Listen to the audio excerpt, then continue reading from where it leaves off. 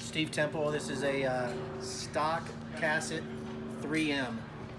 So it's a 1975 version. It's been flying quite a while, but this is as stock as Casset as you get. It's tube and fabric all throughout the fuselage, and again tube of fabric in the wing with a fiberglass overlay. Most of the flammables are firewall forward, so you have a 5-gallon oil tank, a low firewall forward, and of course the carbs up front. That's a little fire hazard here, but a lot of these airplanes have access to the fuel aft of the firewall and inside the cockpit, and many of them have a visual sight gauge that is a plastic gauge that we just look at, and that's the actual fuel gauge.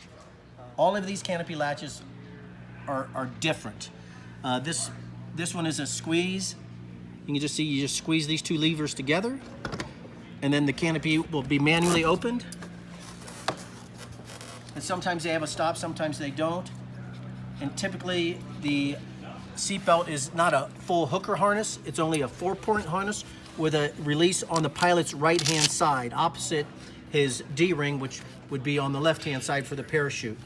So the release is typically a red latch or a red hash tag here, or whatever you want to call it, and you just pull it, and that will release. And then typically the pilot will have some type of shoulder harness on for the parachute, and you would just simply pull him out as good as you can manhandle him out. Power supply switches are different in every aircraft. They're all differently located. Some are on the panel, we have ours in the wing root. On this particular airplane, all switches down are off.